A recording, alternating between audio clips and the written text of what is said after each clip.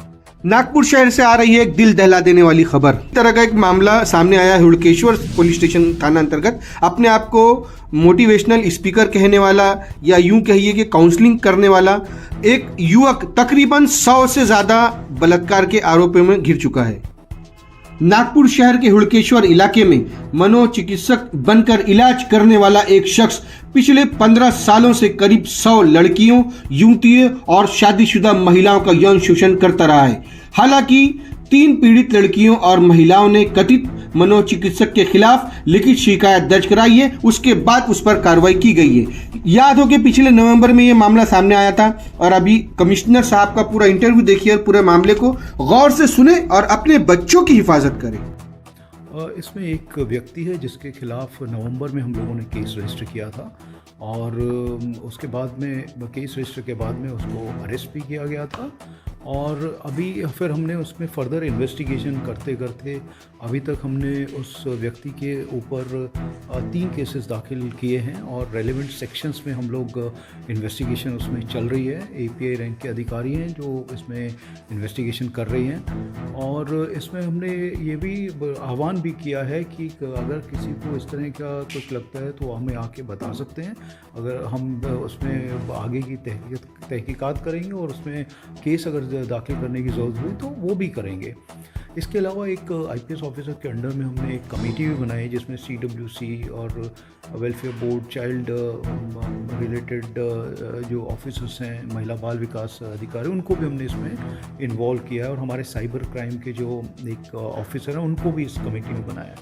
हम चाहते हैं कि अगर इसमें और कोई फर्दर लीड्स मिलती हैं या कोई इन्फॉर्मेशन मिलती है, कोई फ़ोटोग्राफ्स, वीडियोस, क्लिप्स जो भी मिलेंगे हम उसको एनालाइज करके और बाकी अगर कोई विक्टिम सामने आते हैं तो वो भी हम ढूंढने की कोशिश कर रहे हैं। तो हमारी इसमें आगे इन्वेस्टिगेशन चल रही है। करता क्या था वो बच्चियों के साथ, कैसे उनको एक जाल में फंसाता था, कहाँ लेके जाता था और लगभग कितने मामले हो सकते हैं इस तरीके के? तो इसमें जो है क्योंकि वो सर्टिफाइड काउंसलर था और बच्चों को काउंसलिंग करता है वो, और उसमें जो यहाँ के आसपास के एरियाज़ हैं जैसे गोंदिया, भंडारा, यहाँ पे भी जाके वो सेशंस लेता था और जो बच्चों को यहाँ पे जैसे 12th के बाद में उनको रहने की प्रॉब्लम्स होती हैं तो यहाँ पे उसके लिए भी वो स्पेस प्रोवाइड करता था। और उसमें जो है अभी तक जो कंप्लेंट आई है उसमें उसका यही था कि वो काउंसलिंग देगा क्योंकि बच्चे गांव में या रूरल एरियाज़ में उनको नहीं उतना सपोर्ट मिल पाता, तो इस हिसाब से वो उनकी काउंसलिंग और मेडिटेशन और बाकी थेरेपीज़ ऐसा अभी तक सामने आया है। सेक्सुअल हरासमेंट भी करता था उन लोगों के साथ, मामला जो सामने आया उनको ब्लैकमेल करता था। देखिए अभी जो है जो हरासमेंट का है, सेक्सुअली हरास करने का हो या फिर मेंटली हरास करने का, वो रेलेवेंट सेक्शंस में हम लोग उसमें कार्रवाई कर रहे हैं और उसी डायरेक्शन में हमारी इन्वेस्टिगेशन चालू है कि कुछ भी जो भी हमको इसमें सुराग मिलते हैं, जो भी एविडेंस मिलती है, हम उसमें आगे बढ़ रहे हैं। सर इस मामला दर्ज हुआ है किस पुलिस थाने में और क्या पॉक्सो भी कार्रवाई हुई?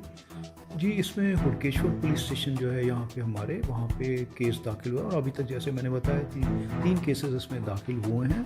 इन्वेस्टिगेशन इसमें चल रही है, अरेस्ट हुआ, उसके बाद में पीसी लिया गया और अभी जो है वो एमसीआर में है और जैसे ही फर्दर अगर कोई केस सामने आता है तो हम उसमें और भी कार्रवाई इसमें करेंगे। सर ये जो आदमी है इसका नाम क्या है, किस तरह से ये बच्चों को अपने बरगलाता था और किस तरह से वो ब्लैकमेल करके अभी तक क्या मामले दर्ज हुए, क्या रेप का भी कोई मामला दर्ज हुआ है इसमें? जैसे मैंने बताया कि इसका मैं नाम तो नहीं बता पाऊँ क्योंकि अभी तक ये इन्वेस्टिगेशन चल रही है हमारी।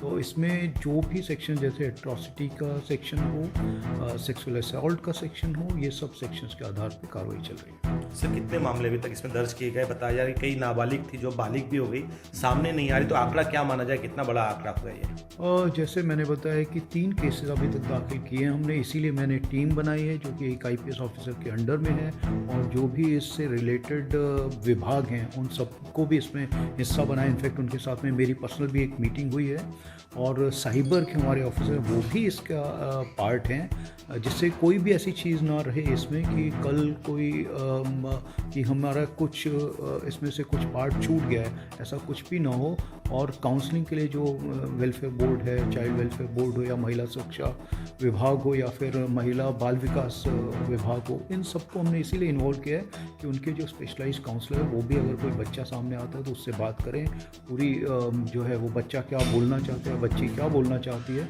वो सारी चीज़ हमें पता चले। सर, ये मामला काफ़ी पुराना बताया जा रहा है, तो क्या कुछ जिस तरह से बताया जा रहा है कि ब्लैकमेल करता, तो क्या फोटोग्राफ वगैरह भी उसकी मिली है जो लड़कियों को उसने ब्लैकमेल किया है? क्या इन्वेस्टिगेशन में अभी तक आया है? काफ़ी एविडेंस हमें मिली है, मैं इतना ही बता सकता हूँ, और वो एविडेंस हम लोग एनालाइज कर रहे हैं, और अगर वो बच्चे जो हैं अगर हम उनको आइडेंटिफाई कर सकते हैं या वो हमारी अभी कार्रवाई चल रही है। सर, बताया जा रहा है कि 50 से अधिक महिला या फिर नाबालिग हैं जिनके साथ इसने शोषण किया है, उसमें रेप भी किया है, तो अभी प्राथमिक जो जांच हुई है उसमें क्या आंकड़े सामने आ रहे हैं? देखिए, जैसा मैंने आपको बताया है कि इसमें 50 या 100 ऐसा मैं कुछ भी नहीं बोल पाऊँगा, क्योंकि 3 ही अभी हमारे सामने आए हैं। बाकी जैसे मैंने बताया जो हमारे पास में फुटेज है वो सब एनालाइज करके, टेक्निकली उसको एनालाइज करके कितने लोग हैं इसमें, बच्चे अगर कोई इन्वॉल्व हैं तो उसकी हम आपको जानकारी दे पाएंगे। सर, एक एंगल ये भी आ रहा है कि डर के मारे भी बहुत सारी महिला या फिर वो बालिग थी, अब नाबालिग थे, अब बालिग हो गई तो फिर भी नहीं आ पा रही है, क्या ऐसा भी मामला है?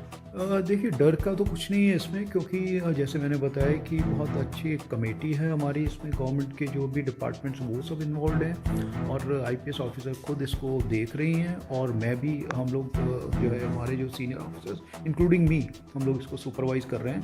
कोई डरने का कुछ वो नहीं है, क्योंकि हमने केस जब जैसे ही पता चला केस रजिस्टर हुआ है, उसके बाद में अरेस्ट हुआ है, अभी वो जो है एमसीआर में है, और आगे भी हम इस पर कड़क तरीके से पूरा साइंटिफिकली और टेक्निकली जो भी एविडेंस मिलेगी वो हम एनालाइज करेंगे और कलेक्ट करेंगे। सर, ऐसी भी खबरें आ रही है कि वो नौकरी और सेटलमेंट की भी बात करता था कि बच्चों को कैसे नौकरी दिलाई जाए, कैसे उनको उनकी लाइफ सेटल किया जाए, ये बात भी सामने आई है।